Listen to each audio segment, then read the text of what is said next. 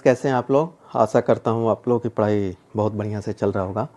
आज हम लोग डिस्कस करेंगे क्लास 10th का चैप्टर नंबर 4 है जेंडर, रिलीजन एंड कास्ट। इससे पहले हमने एक और क्लास कंडक्ट किया था, उसमें देखा था कि on the basis of gender जो है कैसे वुमेन्स के साथ में डिस्क्रिमिनेशन होता है। ठीक है, तो उन्होंने बहुत सारे एजिटेशन किए, ग्रुप्स बनाए और उसमें गवर्नमेंट ने ध्यान भी दिया, कुछ इम्प्रूवमेंट्स भी हुआ। उनका पार्टिसिपेशन जो है अब लगभग ऑलमोस्ट जो है चारों तरफ जो है हो गया है। ठीक है, मतलब कोई भी ऐसा फील्ड नहीं बचा है जहाँ जो है वुमेंस का पार्टिसिपेशन ना हो। लेकिन वुमेंस का पॉलिटिकल रिप्रेजेंटेशन कैसे, कितना है, परसेंटेज है, वो पॉलिटिक्स में कितना उन लोगों का जो है पार्टिसिपेशन है, ये हम इस क्लास में देखेंगे। जिन बच्चों ने चैनल को सब्सक्राइब नहीं किया, आप लोग चैनल को सब्सक्राइब कर लीजिएगा। यूट्यूब में जा कर के जो है NCERT ट्यूटोरियल बाय दीपक एकेडमी करेंगे तो हमारा चैनल आ जाता है और उसको सब्सक्राइब कर लीजिए। और हमारा एक साइट है www.fullexpand.com।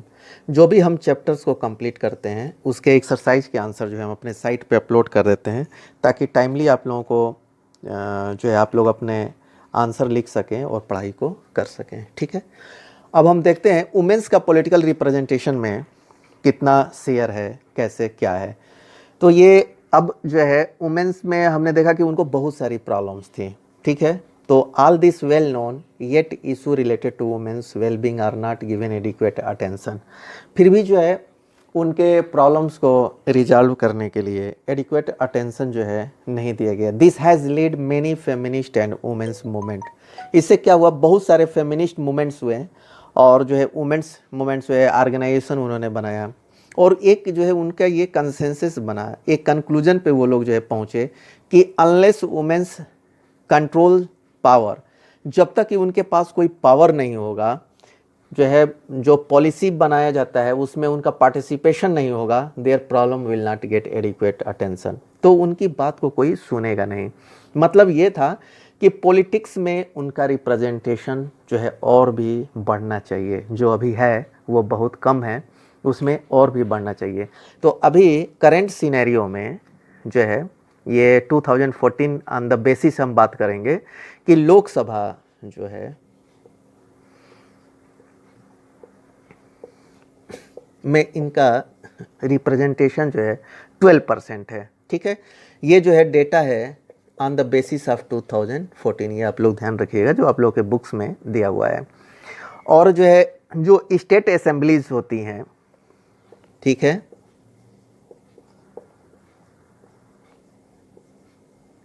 उनमें इनका रिप्रेजेंटेशन है 5%। तो आप देख सकते हैं कि लोकसभा में जो है 12% है और स्टेट असेंबली में 5% है, जो कि बहुत कम है। अगर हम वर्ल्ड का जो है कंपेयर करें, ठीक है, वर्ल्ड का अगर हम कंपेयर करते हैं तो वर्ल्ड में जो है नॉर्डिक कंट्रीज़ है या अमेरिका है, यूरोप है, सब सहारा है, एशिया है, ये मतलब कि यूरोपियन कंट्रीज़ है या वर्ल्ड के बेस, वर्ल्ड में जितने भी कंट्रीज़ हैं उनका एक एवरेज निकाला गया है। तो दैट एवरेज कम 23.5%।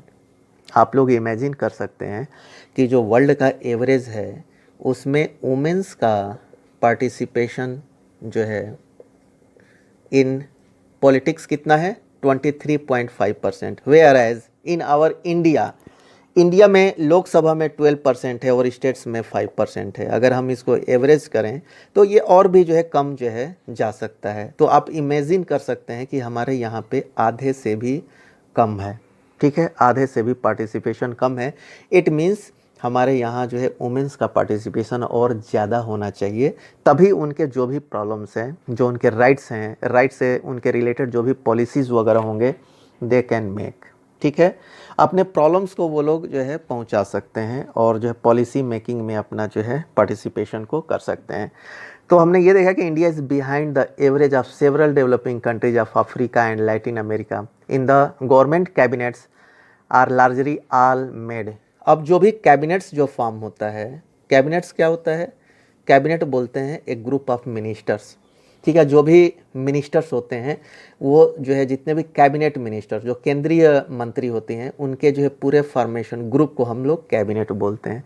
तो इसमें हम देखते हैं कि वुमेंस का पार्टिसिपेशन बहुत कम है, या as a prime minister, as a chief minister जो है बहुत कम ही बनते हैं, ठीक है ना। As a prime minister Indira Gandhi ही अभी तक बनी है। तो कहने का मतलब क्या है कि जो भी हायर पोस्टेज हैं, ठीक है, पॉलिटिक्स में भी जो है अगर जो है एमएलए वगैरह बन गए तो वो जो है मंत्री तक नहीं पहुंच पाते हैं, ठीक है। और जो है मंत्री भी बन गए तो चीफ मिनिस्टर या प्राइम मिनिस्टर तक नहीं पहुंच पाते हैं। तो यहाँ पे हम ये देख रहे हैं कि वुमेंस का participation still it is very less compare to the average of all the world, ठीक है, जो एवरेज जो है निकाला गया है। अब इसको कैसे जो है सॉल्व करना है, कैसे how it will be resolve, ठीक है। तो अभी हम देखते हैं कि जैसा कि इससे पहले वाले क्लासेस में हमने देखा था कि चैप्टर्स में कि पंचायती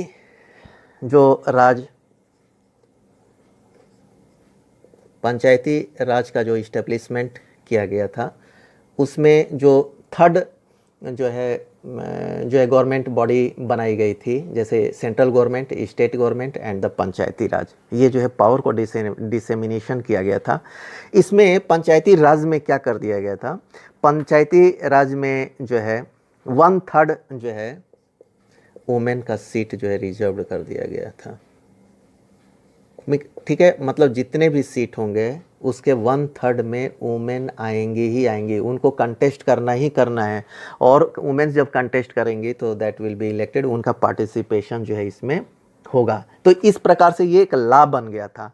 तो इसी बेसिस पे हम देखते हैं कि अप्रॉक्सीमेट 10 लाख जो है 10 लाख वुमेन का पार्टिसिपेशन जो है म्यूनिसिपल कॉरपोरेशन में, म्यूनिसिपैलिटीज़ में एंड जो है पंचायती राज में जो है अभी अप्रॉक्सीमेट 10 लाख वुमेन का पार्टिसिपेशन है। And this data is on the basis of 2014, मतलब कि अभी जो है 6 साल पहले का है। और भी जो है थोड़ा सा पार्टिसिपेशन हो गया। तो मतलब कहने का मतलब क्या है कि एक रूल बना दिया जाएगा और अगर सीट हम रिजर्व कर देंगे तब जो है वुमेन का पार्टिसिपेशन जो है फिक्स हो जाएगा, ठीक है। अब जो है लोकसभा में या असेंबली इलेक्शंस में वुमेन के जो है 1/3 सीट रिजर्व्ड का जो है जो बिल है वो पेंडिंग है सिंस डिकेट्स, ठीक है। मतलब कि सालों से जो है, दशकों से वो जो है पेंडिंग पड़ा हुआ है। इस पे कोई डिसीजन ही अभी तक नहीं हुआ। जैसे कि पंचायती राज में तो उन्होंने बोल दिया, इस पे कंसेंसस बन गया और एक जो है लॉ बना दिया गया। लेकिन अभी जो एमपी जो मेंबर ऑफ पार्लियामेंट होते हैं और स्टेट असेंबलीज में जो है उनकी सीट जो है 1/3 रिजर्व करने का जो बिल अभी तक पास नहीं हुआ है। अगर ये बिल पास हो जाएगा तो वुमेन्स का जो है पार्टिसिपेशन जो है उसमें होगा और वो अपने प्रॉब्लम्स को जो है गवर्नमेंट तक पहुंचा सकती हैं और पॉलिसी जो है बन सकता है जो कि और भी जो भी प्रॉब्लम्स है वुमेन्स के जो है अपलिफ्टमेंट के लिए जो है किया जा सकता है, ठीक है। तो इस प्रकार से हमने देखा कि वुमेन्स का जो है पॉलिटिकल रिप्रेजेंटेशन अभी कितना है, मतलब अभी कम है। There is a chances to improve, और ये बिल तो पास होना ही चाहिए ताकि इससे क्या होगा, उनका रिप्रेजेंटेशन जो है बढ़ेगा, ठीक है। इस क्लास में हम इतना ही कवर करेंगे। जिन बच्चों ने चैनल को सब्सक्राइब नहीं किया है आप लोग चैनल को सब्सक्राइब कर लीजिएगा ताकि टाइमली वीडियो आप लोगों को मिलता रहेगा। Okay, thank you.